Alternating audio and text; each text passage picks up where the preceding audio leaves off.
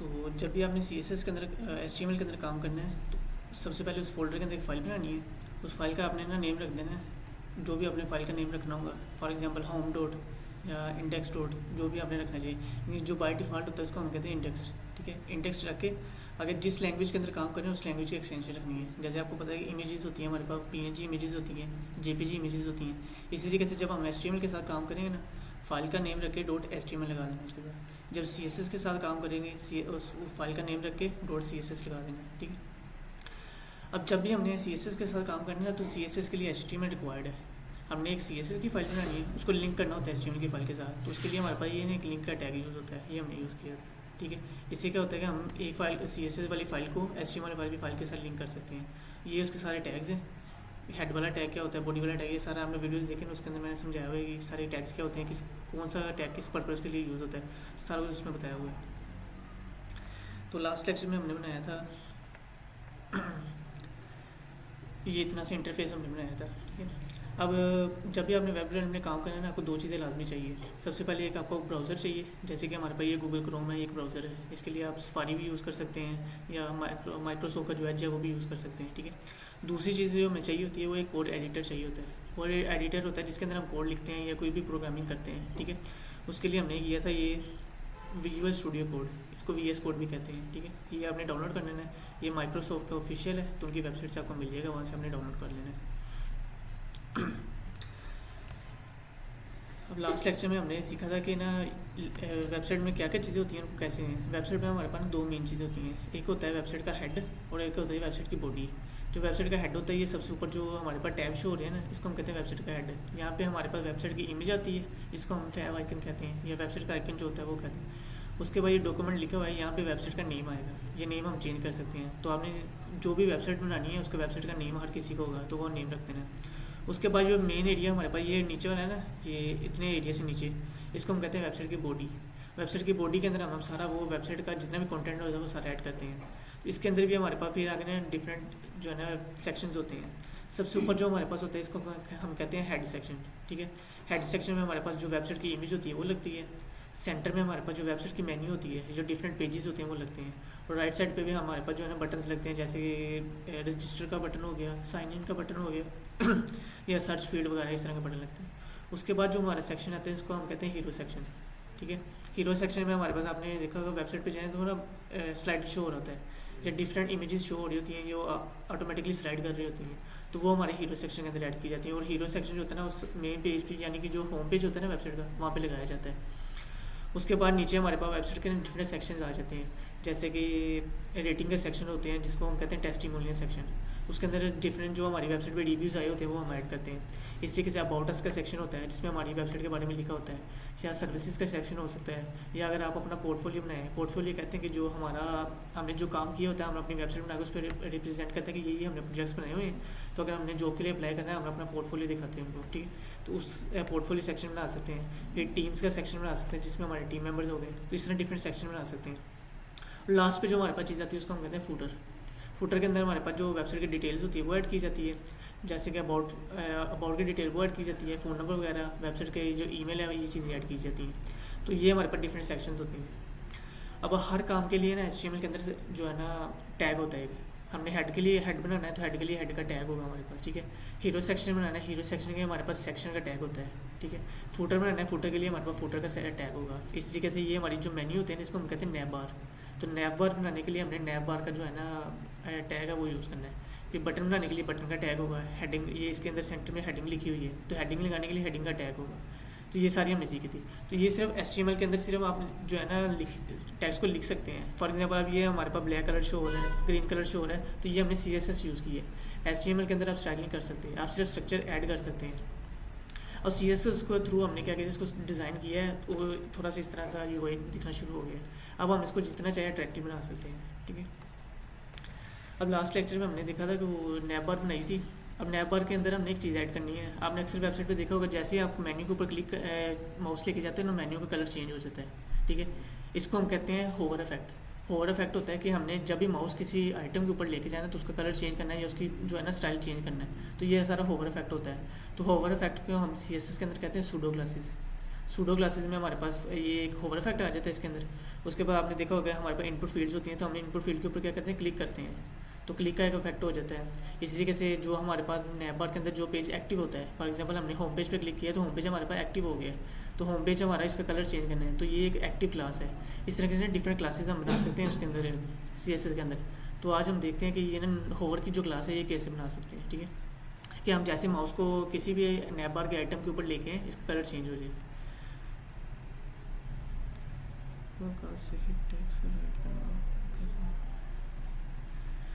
अच्छा, text right करना हो तो उसके लिए आपने क्या करना है, इमेज यहाँ से रिमूव कर देनी है। ये ऑनलाइन स्टूडेंट ने क्वेश्चन पूछा कि अगर हमने नैप बार के अंदर लोगों की जगह पे टेक्स्ट ऐड करना हो तो वो कैसे कर सकते हैं। ठीक है, हमने क्या करना है, ये अपना हेडर के अंदर हमारे पास इमेज लगी हुई थी, हमने इस इमेज को कट करना है। जैसे इमेज को कट किया हमारे पास इमेज रिमूव होगी वहाँ से। ठीक है, हम क्या करेंगे, यहाँ पे टेक्स्ट लिखना है, तो H1 लिख देते हैं, लगा लेते हैं। H1 हमारे पास हेडिंग्स के लिए यूज़ होता है। हमारे पास 6 टाइप की हेडिंग होती हैं, H1, H2, H3, 4, 5 और 6। H1 सबसे बड़ी हेडिंग होती है, H2 उससे छोटी। इस तरीके से जो हमें साइज चाहिए तो हम हेडिंग लगा लेते हैं। फॉर एग्जांपल हम यहाँ पर लिख देते हैं नेक्स्ट। ये हमारे इंस्टीट्यूट का नाम है, तो हम इंस्टीट्यूट का नाम लिखना है, वेबसाइट बनाना है, तो ये हमारे पन्ने में। इस तरीके से हम क्या कहते हैं, या तो यहाँ पे लोगो लगा सकते हैं, अपनी वेबसाइट का लोगो होता है कि जो वेबसाइट की इमेज होती है वो लगा सकते हैं, या टेक्स्ट लिखना चाहे तो टेक्स्ट भी लिख सकते हैं। तो इस तरीके से हम अपनी वेबसाइट के अंदर इंस्टीट्यूट का टेक्स्ट भी लिख सकते हैं। तो हमने होवर इफेक्ट लगाना है। होवर इफेक्ट के लिए हम क्या करेंगे जब भी आपने HTML के ऊपर CSS लगानी है तो उसके दो तरीके होते हैं CSS लगाने के। एक हमने क्या करना है, ID जो भी टैग होगा, मैंने बताया हमारे पास टैग के अंदर क्या होती हैं, प्रॉपर्टीज़ होती हैं, यानी कि उसकी जो खसूसियात होती हैं उसको कहते हैं हम एट्रीब्यूट्स भी कहते हैं। तो एट्रीब्यूट से हमने ना दो किस्म के एट्रीब्यूट यूज़ करते हैं CSS का लगाने के लिए। एक हमारे पास होता है ID का एट्रीब्यूट और एक होता है हमारे पास क्लास का एट्रीब्यूट। तो हम क्या करते हैं, ज़्यादातर क्लास वाला एट्रीब्यूट यूज़ करते हैं। ID जो होती है वो यूनिक होती है। फॉर एग्जांपल अगर हमने सिर्फ एक ही हेडिंग के ऊपर लगाना है ना स्टाइल, तो तब हम सिर्फ ना ID यूज़ करेंगे। लेकिन अगर हमने एक ही स्टाइल मल्टीपल टैग्स के ऊपर लगाना है तो तब हम क्लास यूज़ करते हैं। तो हमने मोस्टली इसके अंदर क्लासेज यूज़ की हुई हैं। हमने क्या करना है, क्लास का एट्रीब्यूट बनाया, उसके अंदर एक क्लास का नेम लिख देना है। तो नेम आपने कोशिश करनी है वो नेम रखें कि हमें पता लगे कि ये किस मकसद के लिए CSS लगी है। फॉर एग्जांपल हमने क्लास बनाई हेडर की, तो इससे पता लग रहा है कि ये जो क्लास हम CSS की लिखेंगे ये सिर्फ हेडर के ऊपर अप्लाई होगी। इस तरीके से हीरो सेक्शन की बनानी, तो हमने उसका नाम रख दिया हीरो। तो नाम से पता चल रहा है कि ये जो हीरो सेक्शन वाली क्लास है ये सिर्फ हीरो सेक्शन के ऊपर स्टाइल अप्लाई करेगी। तो अब हमने क्या करना था, होवर इफेक्ट लगाना था। तो होवर इफेक्ट के लिए हमने एक ना आइटम बनाई हुई थी, इसको हम कहते हैं लिस्ट आइटम्स। ठीक है, हमारे पास 3 तरह की लिस्ट होती हैं। एक हमारे पास ऑर्डर लिस्ट होती है, एक हमारे पास अनऑर्डर लिस्ट होती है और एक हमारे पास डेफिनेशन लिस्ट होती है। ऑर्डर लिस्ट और अनऑर्डर लिस्ट हमारे पास ज़्यादा यूज़ होती हैं। तो जब भी हमने मेन्यू बनानी होती है ना, ये जो नैप बार बनानी होती है, नैप बार के लिए हमारे पास अनऑर्डर लिस्ट यूज़ की जाती है। तो अनऑर्डर लिस्ट लगाने के लिए हम URL का टैग यूज़ करते हैं। ठीक है, अब ऑर्डर जो अनऑर्डर लिस्ट या ऑर्डर लिस्ट जो भी लगानी है इसके अंदर हमारे पास लिस्ट आइटम्स होती हैं। अब हमारे पास लिस्ट हमने बना दी, हर लिस्ट के अंदर ना मल्टीपल हमारे पास, जैसे फॉर एग्जांपल हम सब्जेक्ट की एक लिस्ट बनाना चाह रहे हैं तो हमारे पास मल्टीपल सब्जेक्ट्स होते हैं। तो हर सब्जेक्ट जो है ना एक आइटम काउंट होगा। आइटम लगाने के लिए हम क्या कहते हैं, LI लगाते हैं। LI का मतलब होता है लिस्ट आइटम। तो ये वाला टैग यूज़ करते हैं। तो हमने क्या करना है, 5 पेजेस बनाए थे तो हमने 5 आइटम्स ऐड कर दी थी। अब हम क्या करते हैं, जब वेबसाइट पे लगाते हैं ना, मेन्यूज बनाते हैं, तो हम ये डिफरेंट पेजेस होते हैं, हर आइटम के ऊपर क्लिक करने पर डिफरेंट पेज भी जाता है। तो जब हमने पेज स्विच करना हो या एक पेज से दूसरे पेज भी जाना हो तो उसके लिए हमारे पास जो टैग यूज़ होता है उसको हम कहते हैं एंकर टैग। एंकर टैग को लगाने के लिए हम ये A वाला टैग लगाते हैं। ठीक है, A वाला टैग लगाते हैं। इसके बाद इसके अंदर आते हैं HREF के अंदर हम वो लिंक लगाते हैं जिस पेज पे हमने जाना हो। तो अभी हमारी वेबसाइट के अंदर पेजेस नहीं थे, अभी हमने पेजेस नहीं बनाए, तो ये सिंपल बनाए। जब हमने HTML की तो उसके अंदर हमने पेजेस बनाना सीखे थे, वो आपको वीडियो में मिल जाएगा। तो अभी CSS के अंदर हमने पेजेस बनाए, तो इसलिए हमने जब इस आइटम पे क्लिक कर रहे हैं, किसी भी आइटम पे क्लिक करें तो हमारा सर पेज रिफ्रेश हो रहा है लेकिन दूसरे पेज पे नहीं जा रहा क्योंकि पेजेस हमने ऐड ही नहीं किए हुए। अब हमने क्या करना है, इसके ऊपर होवर इफेक्ट लगाना है। तो होवर इफेक्ट लगाने के लिए सबसे पहले हमने क्या किया था, क्लास असाइन करनी, क्योंकि मैंने बताया कि CSS जब भी हमने अप्लाई करनी है क्लास के थ्रू या ID के थ्रू अप्लाई करनी है। तो हमने क्या किया था, अपनी जो लिस्ट थी उसको एक क्लास असाइन कर दी थी मेन्यू की। अब मेन्यू की क्लास असाइन की, और CSS के लिए हम क्या करें, CSS की सेपरेट फाइल बनाएंगे। अब हमने सेपरेट फाइल बनाई थी और यहाँ पे हमने ना ये स्टाइल लगाया था इसका मेन्यू को। अब ये डिस्प्ले फ्लैक्स क्या होता है, ये हमने लास्ट लेक्चर में कवर किया था, ये भी आप वीडियो से देख सकते हैं। ठीक है, ये ज़्यादातर यूज़ किया जाता है। हमारे पास जो बाय डिफ़ॉल्ट साइज़ होता है ना और डिस्प्ले होता है, ये ब्लॉक होता है, यानी कि हम जो लगाते हैं आइटम वो पूरी जो है ना हमारी जितनी भी स्क्रीन की स्पेस होती है सारी एक्वायर कर लेते हैं। लेकिन हमने क्या करना है, और वो जो लिस्ट हमारे पास शो होती है ना, 1 आइटम ऊपर आती है, फिर सेकंड आइटम उससे नीचे, थर्ड आइटम उससे नीचे, इस तरीके से ना वर्टिकल शेप में आती है। लेकिन हमने इसको हॉरिजॉन्टल फॉर्म में शो करना है, तो उसको लगाने के लिए हम क्या करते हैं, इसका डिस्प्ले चेंज करते हैं। तो बाय डिफ़ॉल्ट ब्लॉक था, हमने इसका डिस्प्ले कर दिया फ्लैक्स। डिस्प्ले फ्लैक्स किया तो ये क्या हॉरिजॉन्टल में शो होना शुरू हो गया, ठीक है। इसके अंदर फिर हमने स्पेस ऐड करने के लिए इसे कहते हैं गैप लगाना, तो हमने गैप लगाया था। तो इस तरीके से हमने ये सारा इसका स्टाइल किया था। अब हमने लगाना है सूडो क्लास लगानी है। सूडो क्लास मतलब कि हमने इसके ऊपर होवर इफेक्ट लगाना है कि जैसे हम इसके ऊपर माउस लेके तो इसका कलर चेंज हो जाए। तो उसको लगाने के लिए हमने क्या करना है, जो हमने क्लास बनाई होगी मेन्यू की, ये हमने क्या किया था, मेन्यू की यहाँ पे क्लास बनाई थी, इधर यूएल के ऊपर एक क्लासेस सेंड की थी मेन्यू की, और इस मेन्यू वाली क्लास को हमने सीएसएस के अंदर यूज़ किया था। तो जब क्लास को हमने सीएसएस के अंदर यूज़ करना हो तो हम डॉट लगा के फिर उस क्लास का नेम लिखते हैं। इसी के अंदर जब हमने आईडी को यूज़ करना हो तो आईडी को यूज़ करने के लिए हम हैश लगाते हैं, हैश लगा के उसके अपने आईडी का नेम लिख देते हैं। तो हमने ज़्यादातर क्लासेस यूज़ किए हैं, तो क्लासेस को यूज़ करने के लिए हम डॉट लगा के क्लास का नाम लिख देते हैं सीएसएस की फाइल के अंदर, ठीक है। अब हमने ना ये मेन्यू वाला स्टाइल पहले से लिखा हुआ था, यानी क्लास भी हमने बनाई हुई थी, उसका स्टाइल भी किया हुआ था। अब हमने क्या करना है, इसके ऊपर होवर इफेक्ट ऐड करना है कि जैसे माउस लेके जाए इसका कलर चेंज हो जाए। तो होवर इफेक्ट ऐड करने के लिए हमने क्या किया था, मेन्यू की क्लास जो असाइन की थी वो यूएल को की थी, अनऑर्डर लिस्ट को। अनऑर्डर लिस्ट के अंदर हमारे पास लिस्ट आइटम थी, और लिस्ट आइटम के अंदर हमारे पास ए का टैग था। तो ये जो हमारे पास टेक्स्ट शो हो रहा है ये सारा ए के टैग की वजह से शो हो रहा है। तो हमने क्या करना है, ए के टैग के ऊपर जो है ना होवर इफेक्ट लगाना है। तो ए के टैग के ऊपर हमने होवर इफेक्ट लगाने के लिए हमने क्या करना है, अपनी जो क्लास होगी डॉट लगाना सबसे पहले। डॉट लगाने के बाद क्लास का नेम लिखा, और ये क्लास का नेम हमारे पास यूएल के ऊपर असाइन है। तो यूएल के अंदर हमारे पास एल आई है, यानी कि लिस्ट आइटम है, और लिस्ट आइटम के अंदर हमारे पास क्या है, एंकर का टैग है। तो ये हमने पूरा इसका जो है ना रेफरेंस लिख दिया। और एक टैग का रेफरेंस लगाने के लिए हमने स्पेस ऐड करते हैं इसके अंदर। तो इसका मतलब है ये हमने तीन जो है ना, तीन डिफरेंट टैग्स को हमने टारगेट किया है और उसका स्टाइल करने के लिए। और इतना नेम लिखने के बाद हमने क्या है, कर्ली ब्रैकेट्स लगानी है, ठीक है। तो ये सीएसएस का जो है ना सिंटैक्स है, सिंटैक्स कहते हैं कि सीएसएस को लिखने का तरीका, ठीक है। अब इसके अंदर हमारे पास क्या है, डिफरेंट प्रॉपर्टीज़ होती हैं। सीएसएस के अंदर हमने जितना भी काम करना है ना, सारा प्रॉपर्टीज़ को यूज़ करके करना है। फॉर एग्जांपल हमने बैकग्राउंड चेंज करना है तो बैकग्राउंड एक प्रॉपर्टी है, कलर चेंज करना है कलर एक प्रॉपर्टी है, फ़ॉन्ट चेंज करना है फ़ॉन्ट हमारे पास एक प्रॉपर्टी है, विड्थ लगानी है विड्थ भी एक प्रॉपर्टी है। तो डिफरेंट प्रॉपर्टीज़ हैं इसके अंदर। तो ये सारी हमने क्या किया, प्रॉपर्टीज़ सीखी थी। हमारे पास मार्जिन होता है वो स्पेसिंग ऐड करने के लिए, पैडिंग होती है वो भी स्पेसिंग ऐड करने के लिए होती है। मार्जिन होता है कि हमने किसी जो अगर हेडिंग लगाई है, हेडिंग से बाहर अगर स्पेस ऐड करनी है तो मार्जिन लगाते हैं, हेडिंग के अंदर स्पेस ऐड करनी है तो पैडिंग लगाते हैं। इस तरीके से हमने बॉर्डर देखा था, बॉर्डर कैसे लगा सकते हैं, उसका रेडियस कैसे चेंज कर सकते हैं। फिर हमने बैकग्राउंड इमेज लगानी सीखी थी, बैकग्राउंड कलर लगाना सीखा था। तो ये सारी इसकी प्रॉपर्टीज़ हैं। अब हमने होवर इफेक्ट लगाना है, तो होवर इफेक्ट बाय डिफॉल्ट हमने क्या किया था, एंकर टैग था उसको कलर असाइन किया था वाइट कलर। तो ये वाइट कलर हमारे पास शो हो रहा है। अब हमने क्या करना है, जैसे इसके ऊपर माउस लेके जाए इसका कलर ब्लैक हो जाए। तो हमने सबसे पहले वो क्लास लिखी। अब ये क्लास लिखी है तो ये ना इसके नीचे उन्होंने येलो कलर की वार्निंग शो करनी है, येलो लाइन शो करे। इसका मतलब है कि हमने क्लास बना तो लिए, इसको कोई प्रॉपर्टी असाइन करें। तो हम क्या करेंगे, इसके अंदर प्रॉपर्टी असाइन करेंगे, इसका कलर चेंज करेंगे। तो आपने क्या करना है, प्रॉपर्टी लिखेंगे, सबसे पहले प्रॉपर्टी का नेम लिखना है, फिर आगे कॉलन लगा के आगे उसकी वैल्यू लिखनी है। तो हम कलर करना चाहते हैं ब्लैक, हमने ब्लैक लिखा और एंड पे आपने लगाना है कॉलम लगा देना है।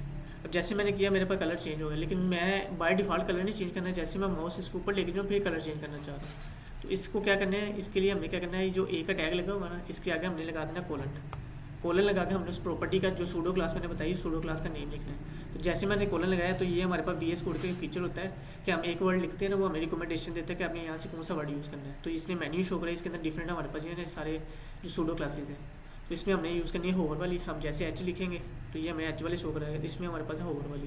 तो मैं होवर पे क्लिक करूँगा तो ये हमारी होवर की क्लास लगी।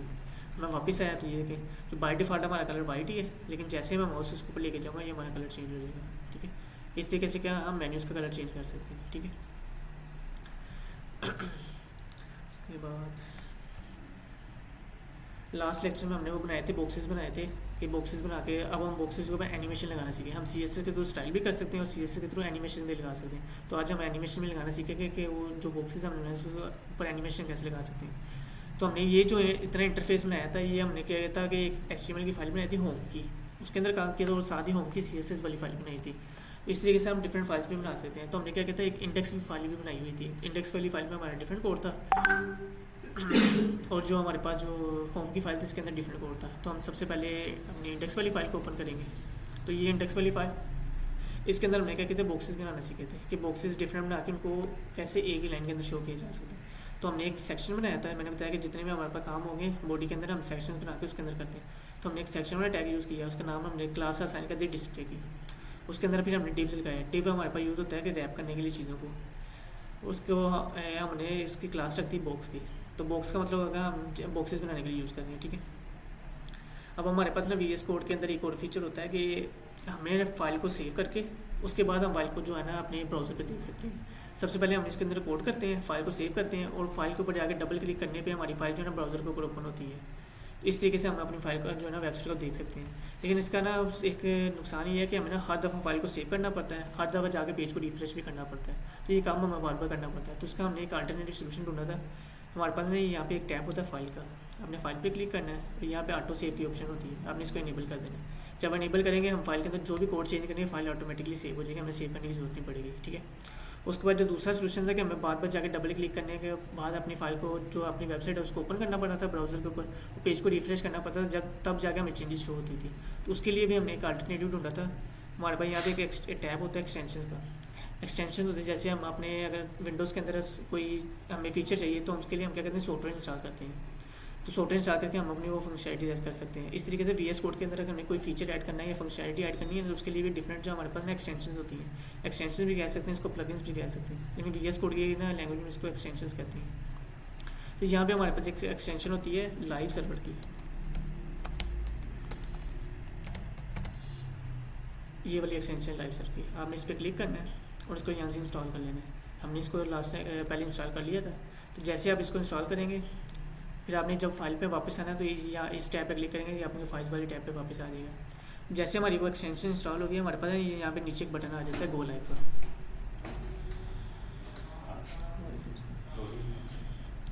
तो ये गो लाइव का बटन आ जाता है। आपने जैसे इस बटन पे क्लिक करेंगे तो ये ऑटोमेटिकली हमारी जो है ना वेबसाइट को ओपन कर देगा। अब हमें बार बार पेज को सेव भी नहीं करना पड़ेगा, फाइलों को अपनी सेव भी नहीं करना पड़ेगा, पेज को रिफ्रेश भी नहीं करना पड़ेगा।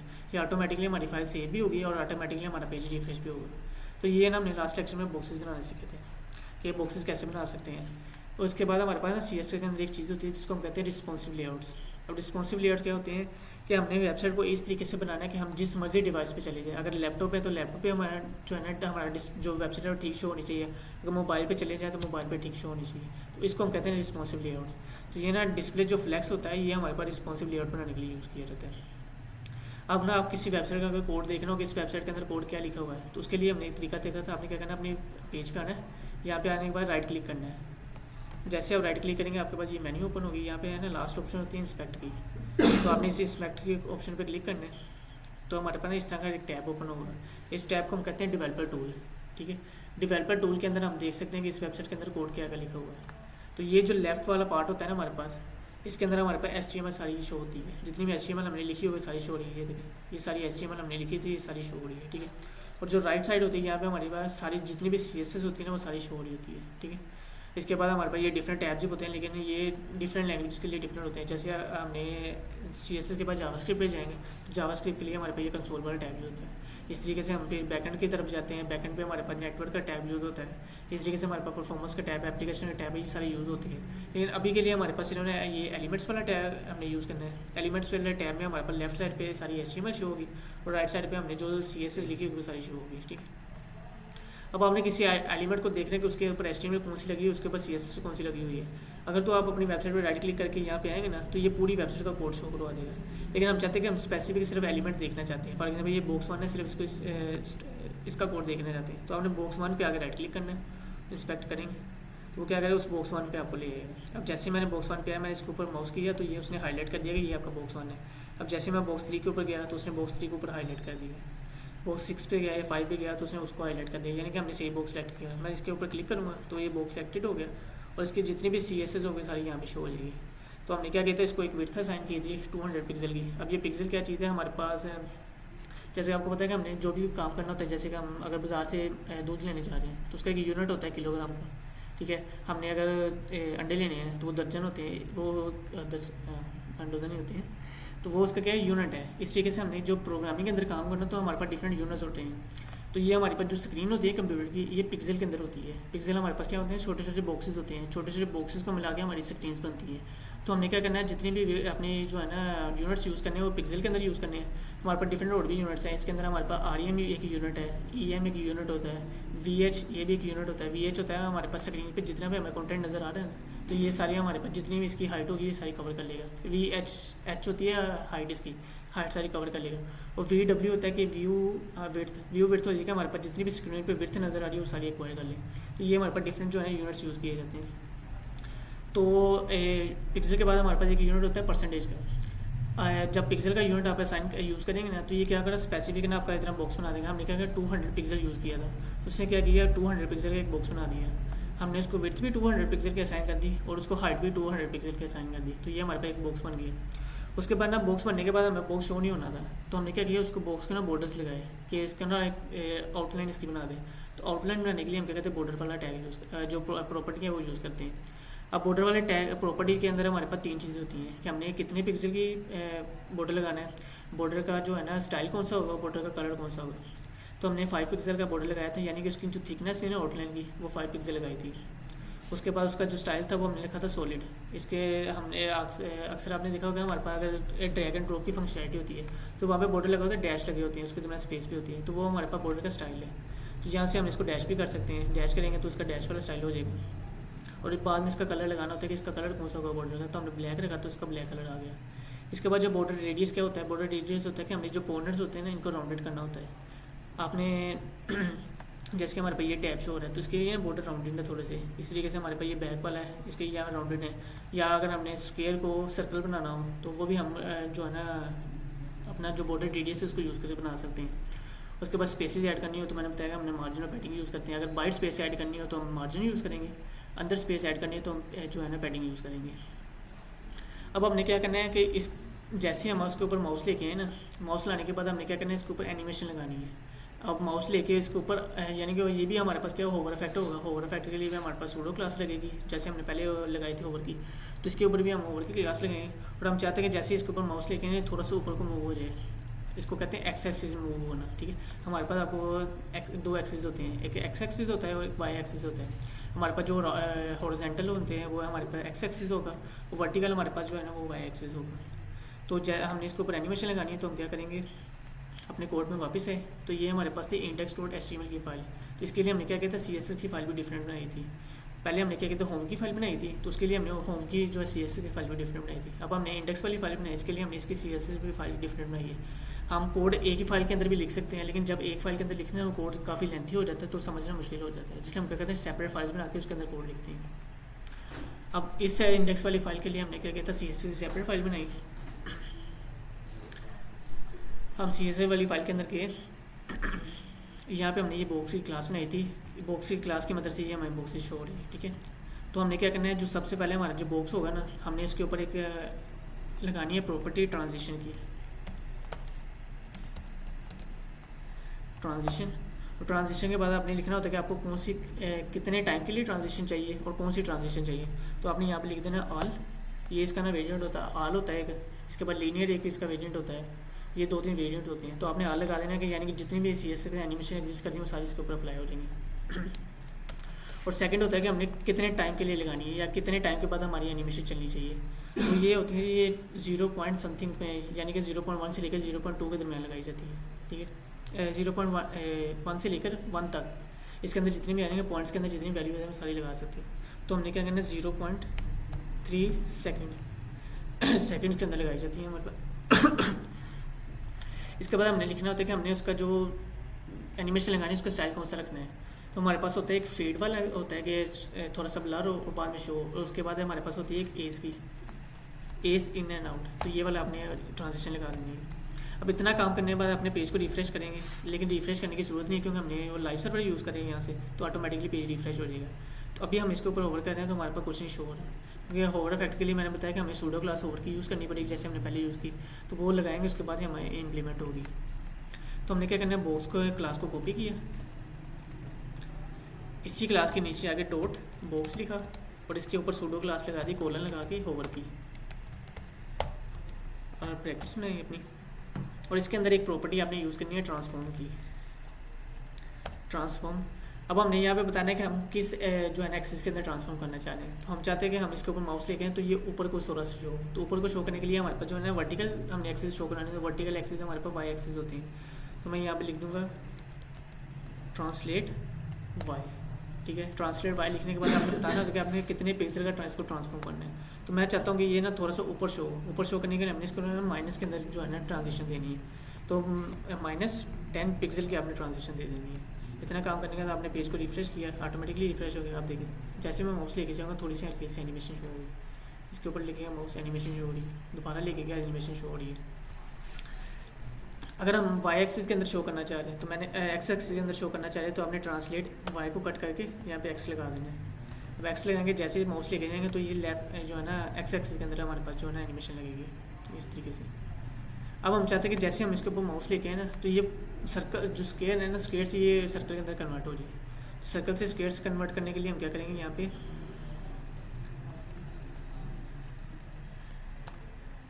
हमारे पास एक क्लास होगी बॉर्डर रेडियस की। मैंने बताया कि बॉर्डर रेडियस से हम उसका रेडियस कम कर सकते हैं।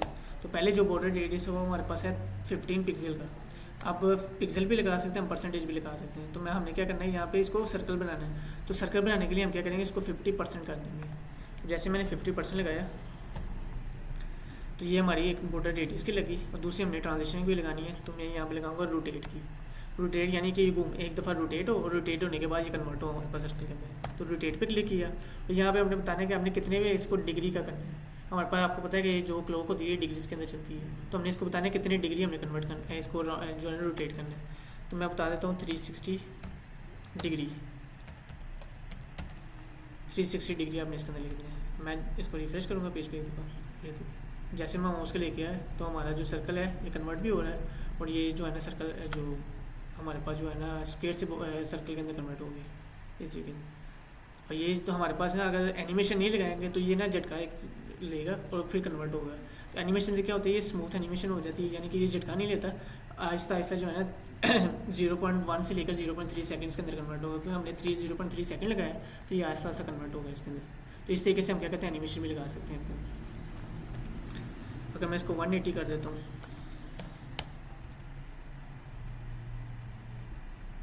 इस तरीके भी नहीं हो रहा, तो इसके लिए हमने क्लास से देख लेंगे कौन सा रोटेट एनिमेशन वाला। एनिमेशन अगर नहीं लगाएंगे तो वो ना एक झटका से लेकर भी कन्वर्ट होगा, तो वो अच्छी चीज़ नहीं लगती वेबसाइट पे जाकर अगर वो कुछ झटका ले। तो उसके लिए हमने ना स्मूथ एनिमेशन लगा देते हैं। ये हमारी जो एनिमेशन लगाई है थोड़ी सी स्मूथ हो गई है, तो इसी ये जो है ना एनिमेशन से कन्वर्ट होगा। अब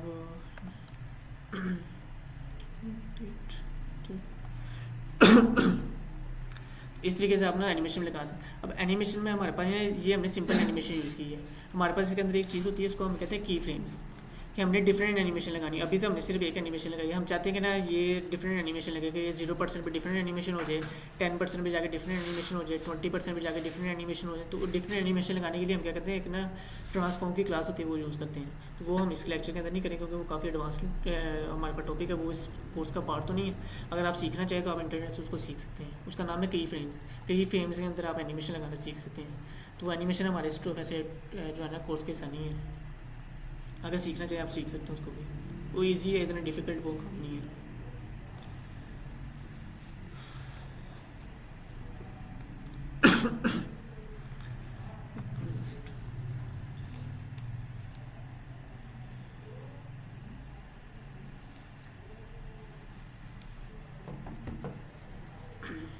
अब हमारे पास जो थर्ड चीज़ है वो हमने ये देखनी है कि मीडिया क्यूरीज क्या होती हैं। मीडिया क्यूरीज होती है, मैंने बताया कि हमारे पास हमने वेबसाइट को इस तरीके से बनाना होता है कि हमारी वेबसाइट जिस मर्जी डिवाइस पे जाए वो सही शो होनी चाहिए। ठीक है, अभी के लिए मैं इस पेज को बंद करता हूँ। यहाँ से हम इसको क्लिक करेंगे तो ये पेज यहाँ से ऑफ हो जाएगा। ठीक है, हम दोबारा अपनी फाइल पे जाते हैं, उसी होम वाली पे। इसके अंदर हमने क्या कहता है अपनी नेबर बनाई थी, हम इसी पेज को दोबारा चलाते हैं। गूगल आई पे क्लिक करेंगे तो ये हमारा वही पेज वापस आ गया। ठीक है, अब अगर मैं इसको अपने मोबाइल डिवाइस के अंदर ओपन करता हूँ तो आप ना अपने लैपटॉप पे रहते हुए इसको चेक कर सकते हैं कि दूसरी डिवाइस से कैसे नज़र आएगा। उसको करने के लिए हम क्या कहते हैं, राइट क्लिक करके अपने इंस्पेक्ट पे क्लिक करना है। हमारे पास वही डेवलपर टूल ओपन होगा, और डेवलपर टूल में यहाँ पे ना ये टैब होता है, ये वाला बटन है। यहाँ पे ना हम इसकी देख सकते हैं कि इसका जो डिफरेंट डिवाइसेज है वहाँ पे कैसे शो होगा। तो बाय डिफ़ॉल्ट ये इस तरीके से ऑफ होता है, आपने इसको ना ऑन कर देना है। जैसे ऑन करेंगे, और मैंने इसको ना थोड़ा सा नीचे ले जाते हैं इस तरीके से। अब हम क्या कहते हैं, चेक कर सकते हैं हमारी जो वेबसाइट है वो डिफरेंट डिवाइसेस पे कैसे शो होगी। तो उसको करने के लिए आपने क्या करना है, यहाँ से स्क्रॉल करना है। इसको जैसे स्क्रॉल करेंगे,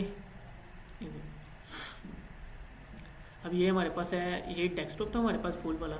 अब ये हम उन्होंने टैबलेट व्यू में चले गए। देखिए जैसे गए तो आपने देखा ये हमारे पास ना लेआउट ख़राब होना शुरू हो गया हमारे पास। अब मोबाइल डिवाइस में जाएंगे तो हम इसको ज़्यादा छुटाएंगे। ये हमारे पास मोबाइल डिवाइसेज होती है ना, ऑलमोस्ट 300 to 400 जो होती है वो हमारे पास मोबाइल डिवाइसेज होती है। तो मोबाइल डिवाइसेस के अंदर हमारी वेबसाइट इस तरीके से शो होगी। तो ये तो बहुत गंदा लग रहा है। हमने वेबसाइट को इस तरीके से बनाने का वो अच्छी लगे और हर डिवाइस पे अच्छी नज़र आए। तो हमें क्या करेंगे, इस जो है ना अपने स्टाइल को दोबारा कन्वर्ट करेंगे, और इसको कन्वर्ट करने के लिए हम क्या कहते हैं, मीडिया क्यूरी यूज़ करते हैं। तो मीडिया क्यूरी को हम कहते हैं ब्रेक पॉइंट्स। हमने ये क्रोम पे जाना है, यहाँ पे लिखना है CSS ब्रेक पॉइंट्स, ठीक है। शो मोड पे क्लिक करेंगे तो ये आपके पास एक ना टेबल है, यहाँ पे ना डिफरेंट व्यू पॉइंट्स लिखे हुए हैं। हमारे पास 320 से लेकर 400 पिक्सल तक जो होते हैं ना, वो हमारे मोबाइल डिवाइसेज होते हैं, यानी कि हमारे मोबाइल डिवाइस की जो विड्थ होती है ना, ये 320 से लेकर 480 तक होती है। उसके बाद हमारे पास टैबलेट्स आते हैं, टैबलेट की विड्थ होती है 481 से लेकर 768 पिक्सल की, ठीक है। उसके बाद हमारे पास लैंडस्केप या जो है ना लैपटॉप्स आ जाते हैं। तो लैपटॉप का जो साइज़ होता है वो हमारे पास 769 से लेकर 124 पिक्सल तक होता है, ठीक है। इसके बाद 124 से ऊपर जितने भी हमारे होते हैं वो डेस्कटॉप आ जाते हैं, जो बड़ी स्क्रीन, जैसे कि ये हमारे पास लार्ज स्क्रीन है, ये डेस्कटॉप से भी बड़ी स्क्रीन है, तो इसकी जो रेजोल्यूशन होगी वो हमारे पास 1200 से भी ज़्यादा होगी। तो हमने अपनी जो वेबसाइट को इस तरीके से बनाना है कि वो हर डिवाइस के ऊपर अच्छी शो हो। अभी हमने क्या किया था, ये हमारी ना अभी बनी हुई थी डेस्कटॉप के हिसाब से। मैं इसको अगर बात करूँ, हमने यहाँ से क्लिक करके इसको क्लोज़ कर सकते हैं, ये हमारे पास क्लोज़ का बटन है, यहाँ से भी क्लोज़ हो सकता है। और इसका जो आसान हल है वो आपने F12 प्रेस करना है। F12 प्रेस करेंगे तो जो ओपन भी हो जाएगा, क्लोज़ भी हो जाएगा, ठीक है, इस तरीके से। अब मैंने क्लोज़ किया, F12 दोबारा प्रेस करूँगा तो डेवलपर टूल दोबारा ओपन हो जाएगा, ठीक है। मैं इसको क्लोज़ कर, अब मैंने वेबसाइट को इस तरीके से कन्वर्ट करना है कि ये मेरे मोबाइल डिवाइस पर ठीक हो। तो अभी के लिए हमने क्या किया था, यहाँ पर डिस्प्ले फ्लैक्स लगाया था कि ये हमारे पास एक जो लोगो है ये हमारे पास लेफ्ट साइड पर शो, और जो हमारे पास नैब बार थी वो सेंटर में शो, और जो हमारे पास बटन से राइट साइड पे शो। तो ये हमने डिस्प्ले फ्लैक्स की मदद से किया था, ठीक है। लेकिन मोबाइल डिवाइसेस में हम डिस्प्ले फ्लैक्स नहीं लगाते हैं। मोबाइल डिवाइसेस में हमने जो बाय डिफ़ॉल्ट इसका फीचर होता है, जो ब्लॉक वाला डिस्प्ले ब्लॉक वाला, वो यूज़ करना होता है। तो हम क्या करेंगे, इसको कन्वर्ट करेंगे अब डिस्प्ले ब्लॉक के अंदर। लेकिन डेस्कटॉप के हमारे पास डिस्प्ले फ्लैक्स ही रहेगा, मोबाइल डिवाइसेस में सिर्फ चेंज करना है। तो मोबाइल डिवाइसेस में चेंज करने के लिए हम क्या कहते हैं, मीडिया क्यूरीज वाला हमारे पास जो है ना प्रॉपर्टीज़ होती हैं वो यूज़ करते हैं। हमने अपने कोड में वापस आना है, तो हमने इस होम वाली फ़ाइल के लिए होम CSS की फ़ाइल भी डिफरेंट बनाई हुई है, तो हम इस CSS वाली फ़ाइल पे आएंगे। तो ये सारा हमने स्टाइल लगाया हुआ था। हेडर के लिए हमने हेडर की क्लास बनाई हुई थी, लोगो के लिए हमने लोगो क्लास, मेन्यू के लिए मेन्यू की क्लास बनाई थी। इस तरीके हर काम के लिए हमने डिफरेंट क्लासेस बनाई हुई थी। अब हमने क्या करना है, तो मेन्यू के ऊपर बाय डिफ़ॉल्ट मेरे पास डिस्प्ले फ्लैक्स शो हो रहा है, क्योंकि हमने डिस्प्ले फ्लैक्स लगाया कि ये सही शो। अब जैसे मैंने मोबाइल डिवाइस में जाना है, मैंने डिस्प्ले फ्लैक्स को ख़त्म करना है, तो उसके लिए मैं क्या करूँगा, आपने एंड पे आना है। मीडिया क्यूरीज हमेशा आपने एंड पे लगानी है, ऊपर भी लगाने काम चल जाएगा, लेकिन इसका जो अच्छा सोल्यूशन है कि आपने मीडिया क्यूरीज को हमेशा एंड फाइल के एंड पे लगाना है। मीडिया क्यूरी लगाने के लिए आपने क्या करना है, @ लगाना है, उसके बाद आपने लिखना है मीडिया, ठीक है। मीडिया लिखने के बाद आपने यहाँ पे लगाना है अपनी ब्रैकेट्स लगानी है, और यहाँ पे आपने बतानी है कि आप किस डिवाइस के लिए बनाना चाह रहे हैं। तो हम इसको करना चाह रहे हैं कि जैसे मोबाइल डिवाइसेस के अंदर जाए ना, तो हमारी वेबसाइट ठीक शो होनी चाहिए, और उसका डिस्प्ले जो है ना फ्लैक्स की बजाय ब्लॉक हो जाएंगे। तो यहाँ पे हमने बताना है इसका कि हमारी विड्थ कितनी होगी, ठीक है। अब विड्थ के लिए हमने प्रॉपर्टी यूज़ की थी विड्थ वाली, ठीक है। यहाँ पे हम विड्थ वाली नहीं यूज़ करेंगे, यहाँ पे हम लिखेंगे मैक्स विड्थ। कि मैक्स विड्थ का मतलब होता है कि हमारी जो है ना ज़्यादा से ज़्यादा विड्थ जो है ना कितनी हो सकती है। आपने लिखना है मैक्स, आगे विड्थ लिखेंगे, और आपने उस डिवाइस की विड्थ लिखनी है। तो मैंने बताया कि मोबाइल डिवाइस की विड्थ हमारे पास क्या होती है, 320 से लेकर 480 पिक्सल तक। 480 से जितने भी छोटे हैं हमारे पास जो डिवाइसेज होंगे सारी मोबाइल डिवाइस के अंदर कंसीडर होंगी। तो हमने यहाँ पे लिख देना है मैक्सिमम विड्थ हमारे पास कितनी होगी, 480 पिक्सल की। यानी कि ये जो हम अब CSS मीडिया क्वेरी के अंदर लिखेंगे ना, सिर्फ ये 480 पिक्सल तक अप्लाई होगी। 480 पिक्सल से जैसे ऊपर जाएंगे ये हमारी CSS खत्म हो जाएगी, ठीक है। उसके बाद CSS कौन सी अप्लाई होगी, जो हमने ऊपर बाय डिफ़ॉल्ट लिखी होगी वो अप्लाई होगी। तो हमने अपनी विड्थ लिखी, और विड्थ लिखने के बाद हमने जो CSS का वो दूसरा सिंटैक्स है एरो वाला वही लिखा। अब इसके अंदर हमने वो क्लास लिखनी है कि जिस क्लास को हम चेंज करना चाह रहे हैं। तो हमने क्या किया था, ऊपर मेन्यू की क्लास बनाई थी, और इसके अंदर हमने डिस्प्ले फ्लैक्स किया था। अब हम क्या करेंगे, इस मेन्यू की क्लास को कॉपी करेंगे दोबारा, ये वाली इसको कॉपी किया, और मीडिया क्यूरीज के अंदर जाके तो क्लास दोबारा बनाएंगे। हमने यहाँ पे लिखना है इसके अंदर डॉट मेन्यू, पहले हमारे पास डिस्प्ले फ्लैक्स था, अब हमने इसको कर देना है डिस्प्ले ब्लॉक। तो ये इसकी प्रॉपर्टी ऐड कर दी, ठीक है। अब इसके बाद हमारे पास अब चेक करते हैं क्या ये अप्लाई हुआ या नहीं हुआ। मैंने पेज को रिफ्रेश किया, मेरे पास कुछ नहीं अप्लाई चेंजेस हुई। क्यों नहीं चेंजेस हुई, क्योंकि हमने लगाई हुई जो मीडिया क्यूरी लगाई है वो 480 पिक्सल पे लगाई है। तो अभी हमारे पास जो स्क्रीन का साइज़ है 1200 है, तो 1200 पे उसके कोई चेंजेस नहीं होंगे। लेकिन जैसे हम इसको 480 से नीचे लेके जाएँ अप्लाई हो जाएगी। मैं दोबारा F12 प्रेस करूँगा, तो ये देखिए अब वो उसको चेंज कर दिया इसने। मेन्यू को पहले एक ही लाइन के अंदर शो हो रही थी, अब ये हर आइटम एक लाइन के अंदर शो हो रही है। लेकिन हम चाहते हैं कि ये हमारा जो नेक्स्ट स्केल वाला लोगो है ये सबसे ऊपर शो, इसके बाद हमारी मेन्यू शो, और उसके बाद बटन शो। अभी ये एक लाइन में शो हो रहे हैं, हमने इनको भी 3 लाइन्स के अंदर शो करना है। तो उसके लिए हम क्या करेंगे, हमने क्लास लगाई थी हेडर की क्लास के अंदर भी हमने क्या किया, डिस्प्ले फ्लैक्स लगाया हुआ था। तो हमने हेडर की क्लास का डिस्प्ले फ्लैक्स भी ख़त्म करना है। मैं इसको कॉपी करूँगा अपनी मीडिया को, इसके अंदर आके यहाँ पे हेडर की क्लास लगाएंगे और इसका डिस्प्ले फ्लैक्स भी ख़त्म कर देंगे। इसको डिस्प्ले ब्लॉक कर देंगे। तो जैसे ब्लॉक किया आप देखें, अब क्या हुआ, 3 लाइन इसके अंदर शो होना शुरू हो गया। लेकिन मैं जैसे F12 दोबारा प्रेस करूँगा तो ये बंद हो गया। अब जैसे हमारा डेवलपर टूल बंद होगा वो ऑटोमेटिकली इसको जो है ना 1 लाइन के अंदर शो करना है, क्योंकि ये सी एस जितनी भी अप्लाई होगी सिर्फ 480 पिक्सल पे होगी। जैसे हम 480 पिक्सल से ऊपर जाएंगे वो उसकी CS जो है ना रीसेट हो जाएगी और जो हमने बाई डिफ़ॉल्ट CS लगाई है वो अप्लाई हो जाएगी। लेकिन जैसे हम दोबारा इसको अगर करते हैं, अब देखिए अभी है ना, आप इसकी विड्थ देख सकते हैं, ये विड्थ हमारे पास ये ऊपर शो होती है। अब हम कितने पिक्सल पे हैं, 552 पिक्सल पे हैं। तो ये 552 पिक्सल के लिए हमने CS लिखी नहीं हुई, तो जो बाई डिफ़ॉल्ट CS है वही अप्लाई हो रही है। लेकिन जैसे मैं इसको छोटा करके 480 पिक्सल्स पे गया, ये देखिए 486 पे है, कोई CSS नहीं अप्लाई हुई, जो बाई डिफ़ॉल्ट है वही है। लेकिन जैसे 480 पे जाएंगे उसकी CSS चेंज हो जाएगी। तो इससे क्या हम अपने वेबसाइट को लेआउट को जो है ना रिस्पॉन्सिव बना सकते हैं। अब हमारे पास ये जो मेन्यू है ना, ये सेंटर में शो हो रही है। हम चाहते हैं इसको भी लेफ्ट साइड पे शो करें। इसके लिए हमारे पास जो मेन्यू के अंदर लिस्ट आइटम लगी हुई है, LI लगी हुई है, उसकी विड्थ कम है। उसकी विड्थ हम क्या करेंगे, 100% करेंगे तो वो लेफ्ट साइड पे शो हो जाएगी। तो हमने क्या करना है, अपनी वापस आएंगे अपने कोड पे और जैसे हम मीडिया क्यूरीज के अंदर आते हैं तो हमने क्या करना है, अपनी मेन्यू वाली क्लास इसके अंदर जो LI है इसकी विड्थ हमने क्या कर देनी है, 100% कर देनी है, 100%। जैसे किया ये लेफ्ट साइड पे शो होना चाहिए। तो इस तरीके से हम इसको डिफरेंट डिज़ाइन भी कर सकते हैं। अब डिफरेंट डिज़ाइन करके हम इसको में पैडिंग ऐड कर सकते हैं, इसको बॉर्डर्स भी ऐड कर सकते हैं कि तब मोबाइल डिवाइसेस में आने के बाद इसका स्टाइल थोड़ा चेंज हो जाए। अब एक चीज़ हो रहा है कि हमारे पास ना ये टेक्स्ट मोबाइल के अंदर काफ़ी बड़ा शो हो रहा है। अभी के लिए मैं इसको क्लोज़ करता हूँ तो डेस्कटॉप पे हमारा टेक्स्ट ठीक है, इतना साइज़ हमें चाहिए, लेकिन मोबाइल डिवाइसेस में हमें जो है ना साइज़ का कम चाहिए। तो हमने इसका साइज़ कम,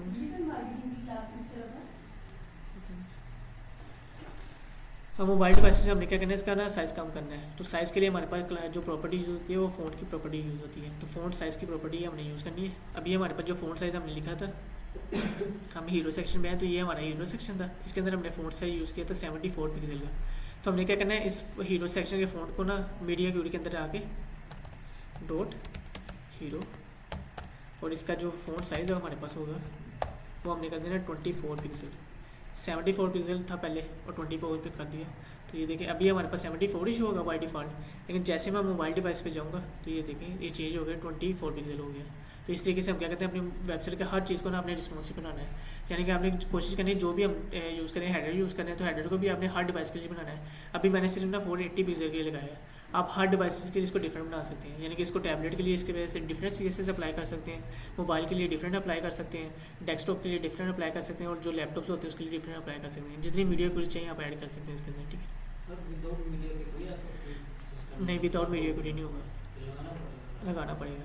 अब एक तो मेथड था हमारे पास डिस्प्ले फ्लैक्स वाला, वो हमने दिखाया था कि उसमें क्या होता है, वो ऑटोमेटिकली एडजस्ट करता है कि अगर हमारे पास 8 जो बॉक्सेस हैं वो एक ही लाइन के अंदर आ रहे हैं तो हमने उस पर डिस्प्ले फ्लैक्स लगाया। तो उसमें हमने प्रॉपर्टी यूज़ की थी फ्लैक्स रैप वाली। तो फ्लैक्स वाले रैप वाली क्या करती है, ऑटोमेटिकली उसको एडजस्ट कर देते हैं। जैसे हम स्क्रीन का साइज़ कम करेंगे वो पहले 8 बॉक्स शो कर रहा है उसको 7 कर देगा, फिर जैसे स्क्रीन छोटी होगी वो चेंज करते रहेगा। लेकिन वो डिस्प्ले फ्लैक्स हर चीज़ के लिए अप्लाई नहीं करते हैं, वो सिर्फ स्पेसिफिक चीज़ों के लिए। जैसे हमने कार्ड्स बनाए थे उसके लिए हमने सिर्फ अप्लाई किया था बॉक्सेस बनाने के लिए, लेकिन मेन्यू वगैरह के लिए फ़ॉन्ट साइज़ चेंज करने के फ़ॉन्ट साइज़ तो डिस्प्ले फ्लैक्स से कम नहीं हो सकता। तो फ़ॉन्ट साइज़ को कम करने के हमने मीडिया क्यूरी लगानी है। अब लास्ट जो आपने एक क्वेश्चन किया था लास्ट लेक्चर में कि हम इसके ऊपर अगर बैकग्राउंड पे इमेज लगाते हैं तो इमेज के ऊपर हमारी जो इमेज है वो काफ़ी डार्क जो है ना काफ़ी ब्राइट शो हो रही थी। हमने उसको इस तरीके से बनाना है कि उसके ऊपर ना हमारा ऊपर जो टेक्स्ट लिखा हुआ वो जो है ना विजुअल नज़र आए उसका सही से। तो पहले हम इसके ऊपर इमेज लगाते हैं। तो इमेज लगाने के लिए हमने क्या किया था, पहले बैकग्राउंड कलर की प्रॉपर्टी लगाई थी, इसको हम क्लोज कर देते हैं और नीचे हमने बैकग्राउंड इमेज वाली प्रॉपर्टी थी, इसके अंदर हमने इमेज लगाई थी। मैं इसको इनेबल कर देता हूँ। अब ये ग्रीन इसका हो गया, इसका मतलब है इसको हम कहते हैं कमेंट लगाना। कमेंट लगाने से क्या होता है कि हमारा कोड जो है वो इस फाइल के अंदर तो पड़ा रहेगा लेकिन एग्जीक्यूट नहीं होगा। फॉर एग्जांपल अब मैंने बैकग्राउंड ब्लैक लिखा होगा ना, मैं आपको दिखाता हूँ दोबारा। अभी हमारा है ना ये बैकग्राउंड ब्लैक शो हो रहा है, लेकिन जैसे मैं इसको कमेंट करूँगा, जैसे कमेंट किया तो हमारे पास बैकग्राउंड खत्म हो गया।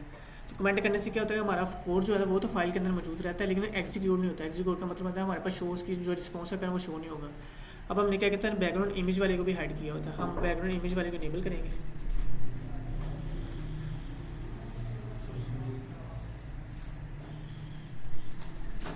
इसको इनेबल करेंगे अपनी जो है ना इमेज वाली को। इसके लिए आपके पास कंट्रोल का बटन होता है, कंट्रोल के साथ हमारे पास शिफ्ट के साथ बटन होता है स्लैश का। तो ये बटन आप एक साथ प्रेस करेंगे तो आप किसी भी जो है ना कोड को कमेंट भी कर सकते हैं, या आप अगर मैनुअली करना चाहें तो ना ये हमारे पास स्लैश होती है, उसके बाद स्टार लगाना है आपने स्टार्ट में भी, और लास्ट पे आपने स्टार लगा के जो है ना स्लैश लगाएंगे तो आपका कोड कमेंट हो जाएगा। लेकिन इसका जो ईजी सोल्यूशन है हमारे पास ये बटन होते हैं कंट्रोल और स्लैश वाला। जैसे मैंने लगाया तो ये मेरे पास इमेज अप्लाई हुई। तो इस तरीके से हम क्या कहते हैं किसी भी सेक्शन के ऊपर बैकग्राउंड में इमेज भी ऐड कर सकते हैं। अब हमने ना इमेज ऐड की थी, इसके ऊपर टेक्स्ट भी लगाया था। तो अब ये ना हमारा टेक्स्ट है ना ये विजुअल हमारे पास सही नज़र नहीं आ रहा, क्योंकि इमेज का कलर हमारे पास बहुत ज़्यादा ब्राइट है, तो उसकी वजह से हमारा जो टेक्स्ट का कलर है वो वाइट है, वो हमें सही शो नहीं हो रहा। तो हमने क्या करना है इसके ऊपर ना सेक्शन के ऊपर ऐसी CSS लगानी है कि हमारा जो इमेज है वो भी हमें शो हो और हमारे पास जो ऊपर टेक्स्ट है वो भी शो हो सही तरीके से। तो इसके लिए हमारे पास एक चीज़ होती है, उसको हम कहते हैं ओवरले। ओवरले का मतलब होता है कि हमने इमेज के ऊपर एक न्यू लेयर ऐड कर देनी है कि हमारा जो है ना इमेज थोड़ी सी ब्लर हो जाए, ऊपर जो टेक्स्ट है वो विजुअल नज़र आए। तो इसके लिए हमारे पास जो चीज़ यूज़ होती है उसको हम कहते हैं लीनियर ग्रेडियंट। ठीक है, तो लीनियर ग्रेडियंट के लिए आपने क्या करना है, जो हमारी बैकग्राउंड इमेज लगी होगी ना, बैकग्राउंड इमेज के अंदर आपने एक न्यू प्रॉपर्टी ऐड करनी है, प्रॉपर्टी नहीं, इसके अंदर न्यू वैल्यू ऐड करनी है, लीनियर ग्रेडियंट। हमने लीनियर ग्रेडियंट लिखना, उसके बाद हमने लगा देना कॉमा। ठीक है, अब इतना करेंगे तो अभी हमारे पास कुछ भी नहीं शो हो रहा।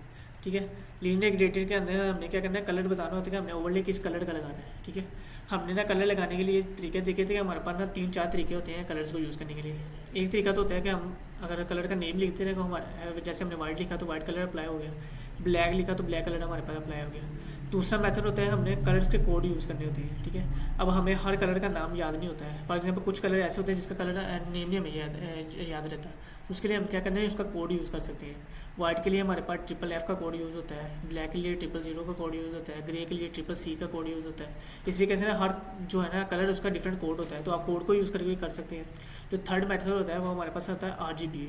अब RGB आपको पता है कि हमारे पास RGB का मतलब होता है रेड, ग्रीन और ब्लू। हमारे पास जो गेमिंग जो होती है गेमिंग इंडस्ट्री, इसके अंदर हमारे पास जो है ना RGB लाइट बहुत ज़्यादा यूज़ होती है, यानी कि 3 कलर्स जो है ना इनको मैच करके डिफरेंट कलर बनाए जाते हैं। तो हमने क्या करना है यहाँ पे RGB कलर यूज़ करने हैं। ठीक है, हमने लीनियर ग्रेडियंट के अंदर आके RGBA लिखना है और ये इसको रैप कर देना है। अब RGB हमारे पास 2 तरह के होते हैं, हमने यहाँ पे 2 दफ़ा RGB लगाना है।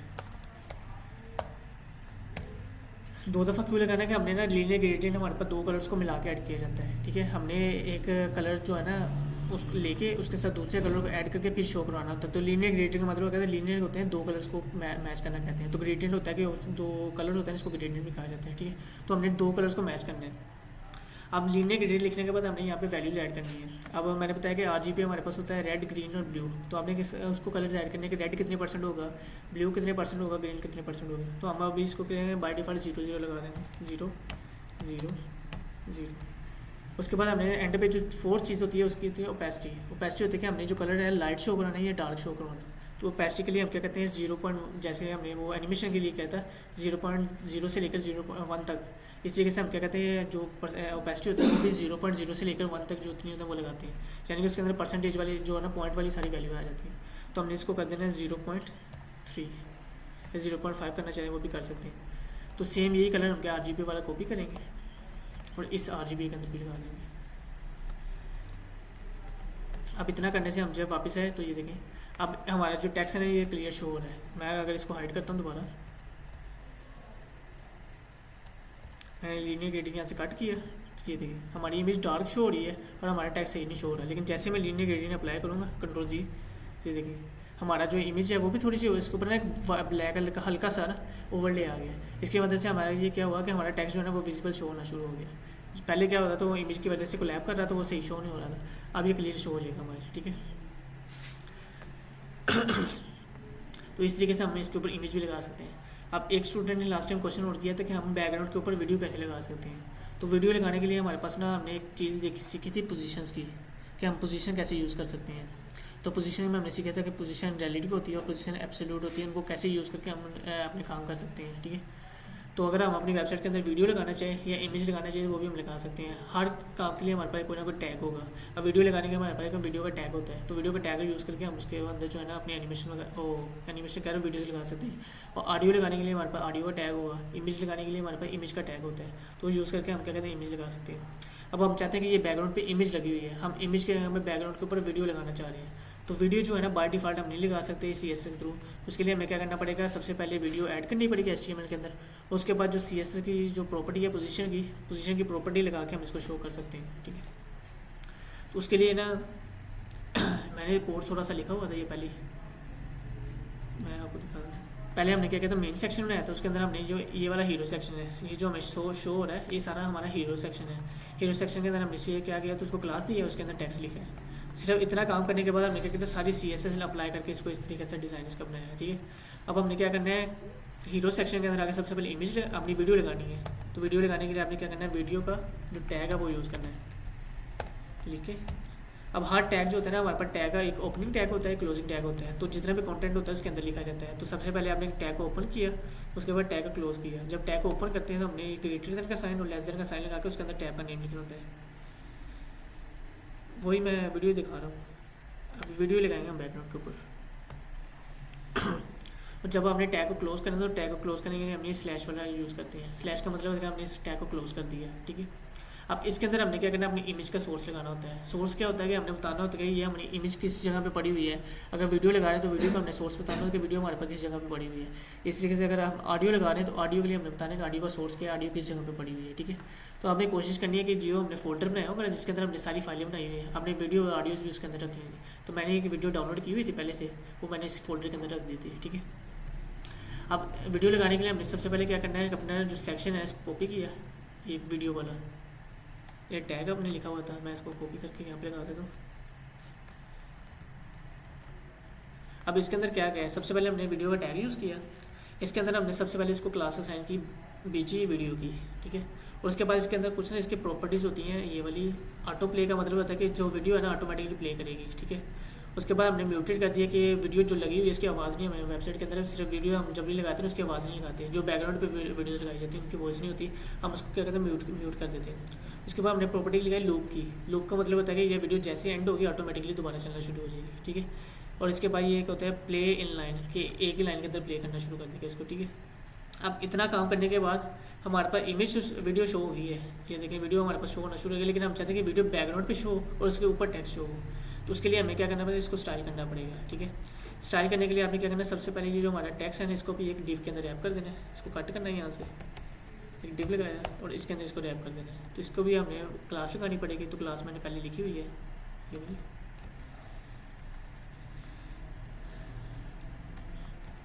हमने इसको कौन सी हीरो कंटेंट की क्लास दे दी है, ठीक है।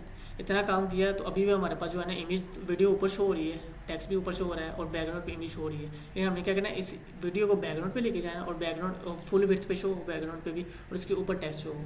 तो उसके लिए हम क्या करेंगे, CSS अप्लाई करेंगे।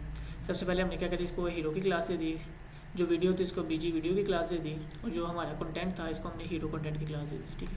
अब हम CSS अप्लाई करेंगे। तो CSS अप्लाई करने के लिए आपने क्या करना है, हमारे पास ये इतनी ज़्यादा CSS लिखनी पड़ेगी हमें, ये वाली सारी।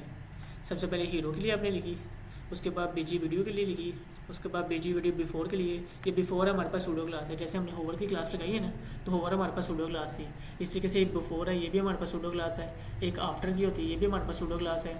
हमारे पास एक्टिव की, करंट की, ये सारी सूडो क्लासेज होती हैं। तो आपने क्या करना है, इसको कोड को यहाँ से कॉपी कर दो। मैं हम CSS वाली फाइल में जाएंगे और ये हमने हीरो सेक्शन पहले से लगाया हुआ था। तो मैं इस हीरो सेक्शन को कमेंट कर देता हूँ सारे को। यहाँ पे आप कमेंट, ये कमेंट ख़त्म करेंगे फिर इसको कमेंट करेंगे। ये सारी क्लासेस लगा दें। इतना काम करने के बाद हमारी जो वीडियो बैकग्राउंड पे शो होगी और टेक्स्ट ऊपर आ गया। अब ये हुआ कैसे है, सबसे पहले हमने क्या किया था, अपना जो हीरो सेक्शन है ना उसको पोजीशन देनी है। पोजीशन की हमारे पास क्या है, प्रॉपर्टी एक होती है। पोजीशन किस लिए यूज़ की जाती है, हम चाहते हैं कि हमारी अगर एक चीज़ बैकग्राउंड पे शो और एक चीज़ फ्रंट एंड पे शो, तो इसको करने के लिए हम ना बाय डिफ़ॉल्ट तो कोई मेथड नहीं होता, तो पोजीशन का हमें मेथड यूज़ किया जाता है। पोजीशन से क्या होता है कि हमारे पास जो हमें लेआउट शो हो रहा है ना, इसकी पोजीशन चेंज हो जाती है। पोजीशन चेंज होने के बाद हम एक को जो है ना एक सेक्शन है उसको बैकग्राउंड पे रख देते हैं और उसके ऊपर दूसरा सेक्शन रख देते हैं। इसका मतलब होता है हम लेयर्स बनाना, तो ये लेयर बन जाती है हमारे पास, ठीक है। सबसे पहले हमने हीरो सेक्शन वाला जो मेन टैग लगाया हुआ था, जो मेन क्लास लगाई हुई थी, उसके अंदर हमने इसको जो है ना प्रॉपर्टी दे दी पोजीशन की रिलेटिव की, ठीक है। उसको हमने विड्थ भी दे दी 100 पिक्सल की, 100% की पिक्सल दी। 100% का मतलब है कि हमारी स्क्रीन की जितनी भी विड्थ होगी सारी इसको एक्वायर कर लेगा। उसको हमने हाइट जी वो 500 पिक्सल की दी। तो ये हमारे पास जो हाइट शो हो रही है 500 पिक्सल की है। तो मैं इसको अगर ज़्यादा करना चाहूँ 700 कर देता हूँ, तो ये देखिए हमारे पास हाइट इंक्रीज़ होगी, ठीक है। इसके बाद हमारे पास एक ना न्यू चीज़ है पोजीशन के लिए हमारे पास यूज़ होती है ओवरफ्लो की। ओवरफ्लो हमने क्या किया, हिडन किया है। अगर मैं इसको रिमूव करता हूँ, मैंने इसको कमेंट किया, तो ये क्या हो रहा है कि मेरे पास जो सेक्शन है वीडियो इधर भी शो हो रही है और सेक्शन के बाहर भी शो हो रही है। ऐसा क्यों कि वीडियो का जो ओरिजिनल साइज़ है ना वो हमारे पास ज़्यादा है, लेकिन हमने क्या किया है, इस सेक्शन का साइज़ कम किया हुआ है। सेक्शन का साइज़ हमने जो हाइट है सेक्शन की वो हमने 500 पिक्सल थी पहले, हमने 700 पिक्सल कर दी। ये जो वीडियो की ओरिजिनल जो हाइट है वो काफ़ी ज़्यादा है। तो हम चाहते हैं कि जितनी भी हमारे पास जो सेक्शन है सिर्फ इसके अंदर शो हमारी वीडियो शो, और सेक्शन से बाहर जो वीडियो है वो सारी ख़त्म हो जाए। तो उसके लिए हम क्या कहते हैं, ओवरफ्लो की प्रॉपर्टी यूज़ करते हैं, और ओवरफ्लो को हम क्या कहते हैं, हिडन कर देते हैं। इससे क्या होगा कि हमने जो 700 पिक्सल की विड्थ दी, हाइट दी हुई है ना, उस हाइट के बाद जितना भी कंटेंट होगा सारा रिमूव हो जाएगा। सिर्फ उस 700 पिक्सल के अंदर जो कंटेंट होगा वही शो होगा, उसके बाद वाला कंटेंट रिमूव हो जाएगा, ठीक है। उसके बाद जस्टिफाई कंटेंट, ये हम डिस्प्ले फ्लैक्स जो लगाया उसके अंदर ये यूज़ करते हैं जस्टिफाई कंटेंट। ये क्या होता है कि जो भी कंटेंट होता है इसको सेंटर में शो करवाने के लिए, एक्स एक्सिस में सेंटर में शो करवाने के लिए। इसके बाद हमने यूज़ किया अलाइन आइटम की। अलाइन आइटम भी हमने सेंटर किया। तो अलाइन आइटम होती है हमारे पास वाई एक्सिस के अंदर जो कंटेंट होता है उसको सेंटर में शो करवाने के लिए। तो हमारा जी अगर इसको रिमूव करता हूँ मैं सेंटर को दोनों, अगर मैं इसको रिमूव करूँगा तो हमारा टेक्स्ट जो है ना स्टार्ट पे शो हो रहा है। ये बाय डिफ़ॉल्ट इसका टेक्स्ट जो है ना इस तरीके से शो होता है। मैं जैसे जस्टिफाई कंटेंट सेंटर करूँगा, इसको अभी बाय डिफ़ॉल्ट मैसेज हो रहा है, लेकिन जैसे मैं जस्टिफाई कंटेंट सेंटर करूँगा तो ये क्या होगा, टेक्स्ट हमारा एक्स एक्सिस में सेंटर हो जाएगा। तो जैसे मैं जस्ट अलाइन आइटम सेंटर करूँगा तो ये क्या होगा, वाई एक्सिस में सेंटर में हमारे पास आ जाएगा। इसी तरीके से कुछ कंटेंट होते हैं वो हम ना, जैसे पैराग्राफ है, पैराग्राफ के अंदर हमने टेक्स्ट अगर सेंटर में लाना तो उसके लिए हमारे पास टेक्स्ट अलाइन की प्रॉपर्टी यूज़ होती है सेंटर के लिए। इस केस में हमें नहीं चाहिए थी, लेकिन ये इजाफी लगी हुई है। इस तरीके से हमने क्या किया था, वीडियो भी लगाई थी। तो वीडियो को हमने एक क्लास असाइन की थी, तो वो क्लास हमारे पास बीजी वीडियो की। अब मैंने बताया कि हमने जितना भी काम करना है वो लेयर्स में आगे करना है, कि हमारे पास जो मेन सेक्शन होगा उसको बैकग्राउंड पे शो करना है, उसके ऊपर इमेज शो करनी है, इमेज के ऊपर ओवरले शो करना है, ओवरले के ऊपर हमने टेक्स्ट शो करना है। तो ये हमारी 4 लेयर्स बन गई। तो लेयर्स बनानी है तो आपने जो मेन सेक्शन होगा उसको पोजीशन रिलेटिव दे देनी है। जैसे हमने ये पोजीशन रिलेटिव दी थी तो पोजीशन रिलेटिव होगी। उसके बाद जितनी भी चीज़ों को ऊपर शो करवाना है ना, तो उसको हम क्या कहते हैं, पोजीशन एब्सोल्यूट दे देते हैं। यानी कि हमने अगर एक बॉक्स हमने पीछे शो करवाना है और दूसरा बॉक्स उसके ऊपर शो करवाना है, तो हम जो पहले वाला बॉक्स होगा उसको पोजीशन रिलेटिव दे देंगे और जो दूसरा बॉक्स होगा उसको पोजीशन एब्सोल्यूट दे देंगे। तो इससे क्या होगा, एक जो फर्स्ट वाला बॉक्स है वो बैक पे शो होगा और जो सेकंड वाला बॉक्स होगा उसको ऊपर शो हो जाएगा। तो हमने क्या कहता है, मेन हीरो सेक्शन में रहता है उसको बैक पे शो करा, उसको पोजीशन रिलेटिव दे दी, और वीडियो को उस सेक्शन के ऊपर शो करवाना है तो उसको पोजीशन हमने क्या कर दिया, एब्सोल्यूट दे दी। और उसके बाद हमारे पास आती है प्रॉपर्टी टॉप की और लेफ्ट की, राइट, बॉटम की। ये 4 प्रॉपर्टीज़ यूज़ होती हैं। तो ये यूज़ होती है कि हमने वीडियो को किस जगह पे शो करवाना है। हमने टॉप से इसको 50% किया। टॉप का मतलब होता है कि हमारा जो कंटेंट है वेबसाइट का ये यहाँ से स्टार्ट होता है, जो बॉडी सेक्शन होता है। तो हमने इसको बॉडी सेक्शन के टॉप से 50% नीचे कर दिया। जैसे 50% नीचे किया तो हमारे इस सेक्शन के अंदर शो होना शुरू हो गया। इसके बाद हमने इसको लेफ्ट से भी किया। लेफ्ट से जब सेंटर किया तो हमारे पास ये जो लेफ्ट हमारे पास एरिया यहाँ से भी ये जो है ना वीडियो हमारी सेंटर में शो होना शुरू हो गया।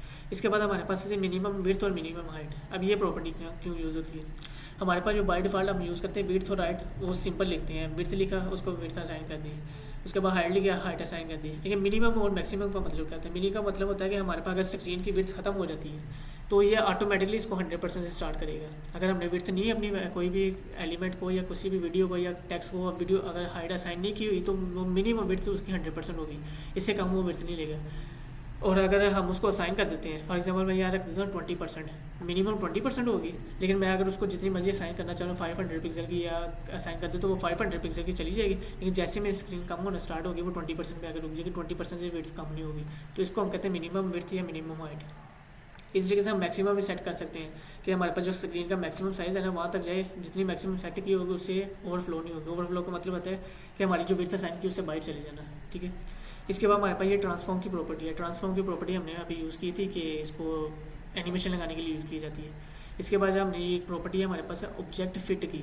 ऑब्जेक्ट फिट की यूज़ होती है कि हमने जो वीडियो होती है इसको फुल विड्थ शो करना है। मैं अगर इसको रिमूव करता हूँ, इसको मैंने कवर किया तो है ना अभी ये फुल विड्थ शो हो रही है, लेकिन इसने झटका लिया था तो वीडियो सिर्फ इतने सेक्शन में शो हुई थी जब इसने झटका लिया। तो मैं दोबारा इसको दिखाऊँ, मैं अगर इसको रिमूव करके ये देखिए एक जो मक्का लेती है वीडियो सिर्फ यहाँ पे शो होती है, तो हम चाहते हैं कि वीडियो हमारी है ना जो फुल विड्थ के ऊपर शो हो, तो उसको हम कहते हैं इसका ऑब्जेक्ट को फिट कितना करना है। हमने इसको कवर किया, कवर का मतलब होता है कि जितनी भी स्क्रीन की विड्थ है सारी एक्वायर कर लेगा, तो हमने इसको कवर किया तो ये 100% ले रहा है। इसके बाद जी इंडेक्स होता है, तो मैंने बताया कि हमने जितना भी काम करना है लेयर्स के अंदर करना है, तो हमने बताना है कि हमने किस लेयर को ऊपर रखना है, किस लेयर को बैक पे रखना है। तो मैंने क्या किया, जी इंडेक्स को हमने चाहते थे कि वीडियो जो हमारी है वो बैक पे शो, इसके ऊपर हमारा टेक्स्ट शो। तो वीडियो को हमने क्या कर दिया, जेड इंडेक्स इसका -1 कर दिया। -1 का मतलब है कि हमारी जो वीडियो बैकग्राउंड पे चलेगी और जो हमारे पास टेक्स्ट होगा इसको हमने ये जो नीचे टेक्स्ट है इसका जेड इंडेक्स 1 कर दिया था। तो 1 का मतलब है कि टेक्स्ट ऊपर आ जाएगा, वीडियो बैक पे चली जाएगी। तो इस तरीके से ये बिफोर वाला काम क्या कर रहा था, बिफोर वाला काम हमारे पास वही ओवरले लगाने के लिए यूज़ हो रहा है। मैं अगर इस बिफोर वाले पार्ट को हटाता हूँ तो ये देखिए मेरे पास वीडियो डार्क शो हो रही है, इसके ऊपर टेक्स्ट जो है ना कम शो हो रहा है। तो हमने क्या करना है, वीडियो के ऊपर भी ओवरले लगाया है, जैसे हमने इमेज के ऊपर ओवरले लगाया था। तो ओवरले लगाने के लिए हम या तो लीनियर ग्रेडियंट यूज़ कर सकते हैं, या हमारे पास ये बिफोर की सूडो क्लास होती है, इसको यूज़ करके भी हम ओवरले लगा सकते हैं। ठीक है, तो यहाँ पे हमने जो है ना ओवरले को लगाने के लिए ये बिफोर वाली सूडो क्लास यूज़ की थी। ठीक है, अब जो वीडियो है उसके ऊपर भी हमने ये काम कर लिया, और सूडो ये बिफोर वाला क्लास हमने जो किया ओवरले लगाने के लिए, ये जो हल्का सा वाइट शो हो रहा है ना, वाइट क्या ना ब्लैक वाला एरिया शो हो रहा है हमें, ये थोड़ा थोड़ा ये हमारे पास ओवरले लगा हुआ है। ठीक है, इसके बाद हमारे पास जो है ना मेन टेक्स्ट आ गया, तो टेक्स्ट को हमने क्या किया, पोजीशन रिलेटिव कर दिया। पोजीशन रिलेटिव यानी कि सबसे ऊपर हमारे पास टेक्स्ट शो होगा। ठीक है, और इसका जेड इंडेक्स हमने क्या कहते हैं 1 कर दिया। तो 1 का मतलब है कि हमारा जो हीरो सेक्शन है वो सबसे बैक पे शो हो रहा है, उसके ऊपर हमने जो है ना अपनी वीडियो शो कराई, वीडियो का इंडेक्स हमारे पास -1 है, यानी वीडियो बैक पे शो हुई। वीडियो के ऊपर हमारे पास जो है ना ओवरले आ गया, और ओवरले के ऊपर हमारे पास जो इमेज आई, यानी कि हमें जो अगर हमने बैकग्राउंड के ऊपर वीडियो लगानी है तो हमें 4 लेयर्स बनानी पड़ेगी। तो 4 लेयर्स बना के हम इस तरीके से काम कर सकते हैं। और जो कलर है हमने टेक्स्ट का वाइट कर दिया, हमें ये वाइट शो हो रहा है, और इसका फ़ॉन्ट साइज जो हमने 74 पिक्सल की है वो 74 पिक्सल शो हो रहा है। और अगर हम चाहते हैं कि टेक्स्ट ट्रांसफॉर्म की प्रॉपर्टी यूज़ होती है कि हमने टेक्स्ट को किस फॉर्मेट के अंदर शो करवाना है। अभी हमारे ना कैपिटल केस के अंदर शो हो रहा है, इसको हम कहते हैं अपर केस।